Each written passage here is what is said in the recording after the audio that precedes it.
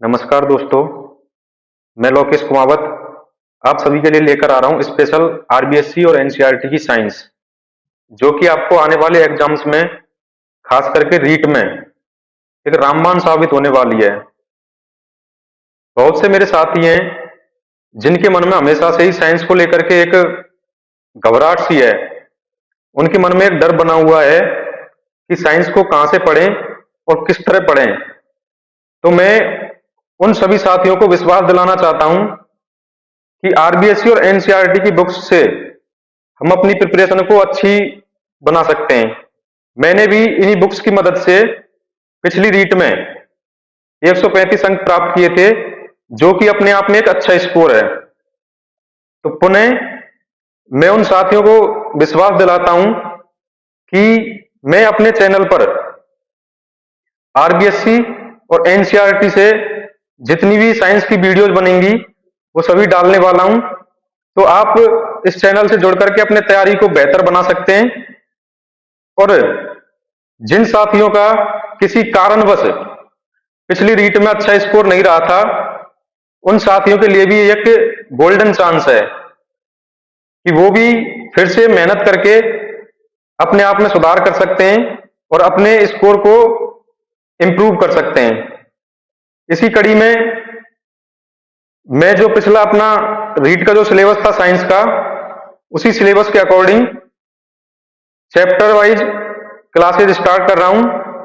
तो सबसे पहले अपन पढ़ेंगे सजीव की संरचना, कि सजीव होता क्या है सबसे पहले जानते हैं अपन, और निर्जीव क्या होता है।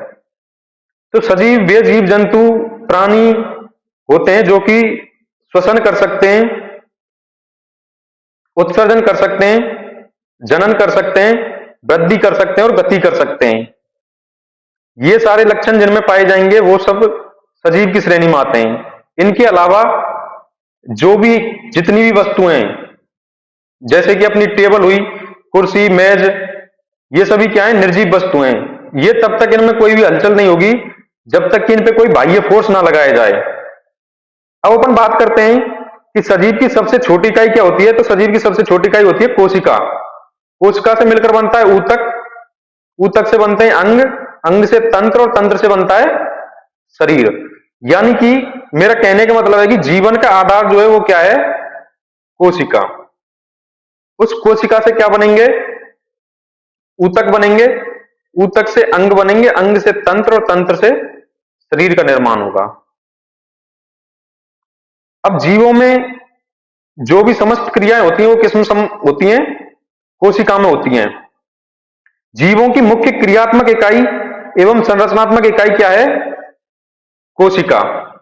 अब बात करें अपन कोशिका की खोज, तो कोशिका की खोज की थी रॉबर्ट हुक ने। कब की थी, 1664 में।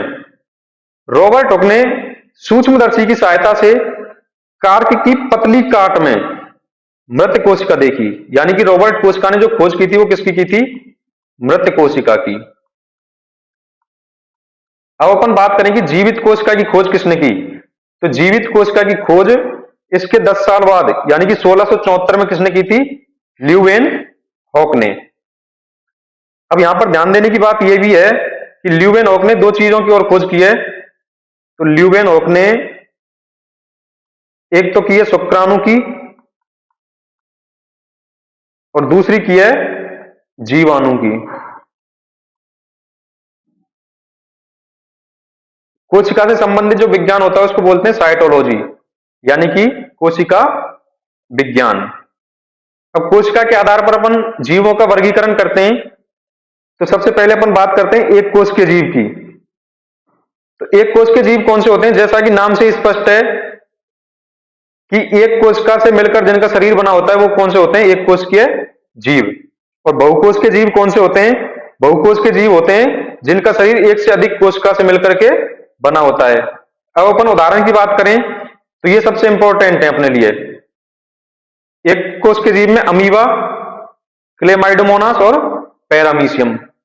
यहां पर सीधा के सीधा एग्जाम्स में पूछ लिया जाता है कि अमीबा का संबंध किससे है। तो अमीबा का संबंध किससे है, एक कोशिकीय जीव से। क्लेमाइडोमोनास का संबंध किससे है, एक कोशिकीय जीव से। पैरामीशियम का संबंध किससे है, एक कोशिकीय जीव से। अब बात करें अपन बहुकोषीय जीव, तो बहुकोषीय जीव के उदाहरण है मनुष्य, और उच्च श्रेणी के जो पादप होते हैं वो उच्च श्रेणी के जीव जंतु, ये सारे किसमें आते हैं?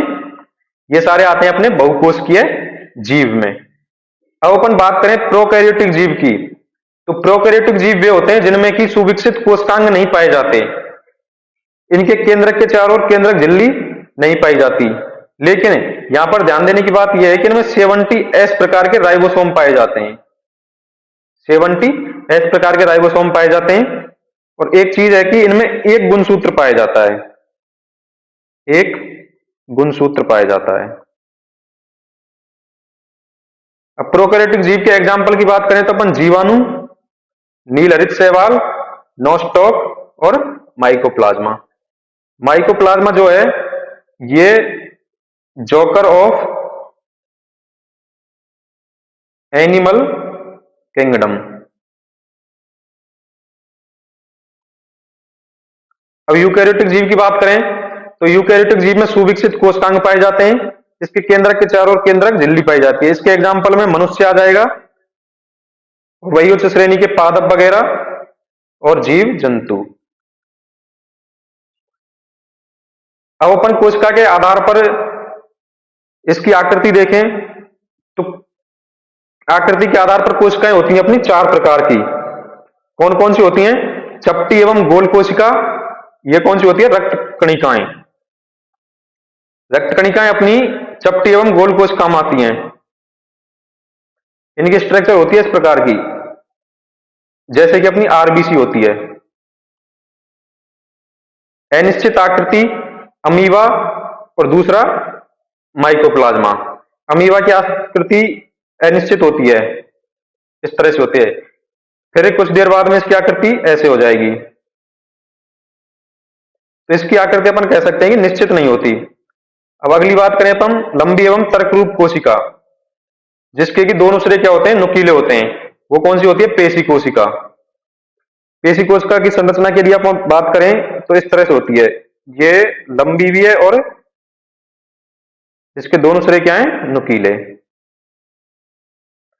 अगली बात करें हम लंबी एवं शाखित की, तो वो कौन सी होती है? तंत्रिका कोशिका। तंत्रिका कोशिका की यदि अपन बात करें तो तंत्रिका कोशिका की संरचना होती है इस प्रकार की,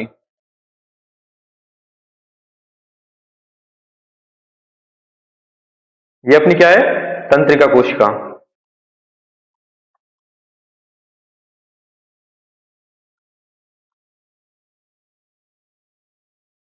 आगे अपन कोशिका से संबंधित कुछ महत्वपूर्ण बिंदु देख लेते हैं। तो सबसे छोटी कोशिका जो होती है वो किसकी होती है? माइकोप्लाज्मा की। सबसे बड़ी कोशिका कौन सी होती है? शुतुरमुर्ग का अंडा। शुतुरमुर्ग का अंडा जो है ये सबसे भारी कोशिका भी होती है, इसका वजन लगभग 1 पौंड 4 kg के बराबर होता है। अब बात करें अपन मनुष्य के शरीर की, तो मनुष्य के शरीर में सबसे बड़ी कोशिका कौन सी होती है? अंडाणु। और मनुष्य की सबसे छोटी कोशिका कौन सी होती है? शुक्राणु। मनुष्य की सबसे लंबी कोशिका होती है तंत्रिका कोशिका।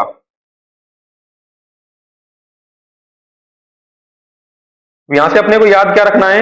यहां से अपने को याद रखना है मनुष्य की सबसे लंबी कोशिका तंत्रिका कोशिका, मनुष्य की सबसे छोटी कोशिका शुक्राणु, मनुष्य की सबसे बड़ी कोशिका अंडाणु, सबसे बड़ी कोशिका शुतुरमुर्ग का अंडा जो कि सबसे भारी कोशिका भी है 1.4 kg, और सबसे छोटी कोशिका माइकोप्लाज्मा। कोशिका की खोज किसने की? रॉबर्ट हुक ने। और जीवित कोशिका की खोज किसने की? ल्यूवेनहॉक ने। अब आगे अपन बात करते हैं कोशिका सिद्धांत की। तो कोशिका सिद्धांत का प्रतिपादन 1838 और 39 में 2 वैज्ञानिक थे, एक तो जंतु वैज्ञानिक थे थियोडोर स्वान, और एक पादप वैज्ञानिक थे मैथियास स्लीडन। इन दोनों ने कोशिका सिद्धांत दिया। कौन कौन से? जंतु वैज्ञानिक थे थियोडोर स्वान और पादप वैज्ञानिक थे अपने मैथियास स्लीडन। इन्होंने कोशिका सिद्धांत का प्रतिपादन किया। इनके अकॉर्डिंग इनका मानना था कि प्रत्येक जीव का शरीर जो होता है वो एक या अनेक कोशिकाओं से मिलकर बना होता है। कोशिका सभी जैव क्रियाओं की मूलभूत इकाई है।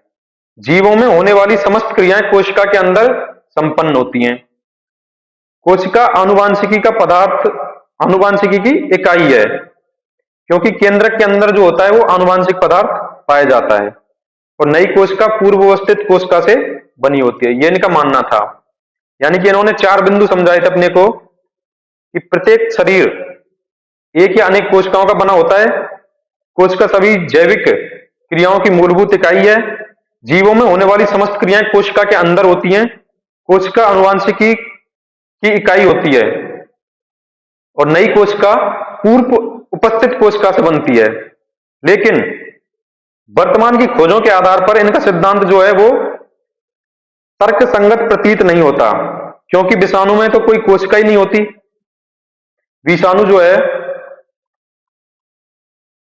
ये सजीव और निर्जीव के बीच की योजक कड़ी है। जब तक ये सजीव के शरीर से बाहर होता है तो निर्जीव अवस्था में पड़ा होता है, लेकिन जैसे ही सजीव के संपर्क में आता है तो ये सजीव की भांति व्यवहार करने लग जाता है। सभी जीवों में स्पष्ट केंद्रक नहीं होता। बात करें अपन नीलहरित शैवाल और जीवाणु की, इनमें क्या है कि स्पष्ट केंद्रक नहीं पाया जाता और केंद्रकीय झिल्ली का भी इनमें क्या है, अभाव होता है। तो वर्तमान जो खोजें की गई उनके अकॉर्डिंग कोशिका सिद्धांत जो है वो तर्कसंगत नहीं है। यदि आपको वीडियो पसंद आए तो वीडियो को लाइक करें, चैनल को सब्सक्राइब करें और शेयर करें। Thank you.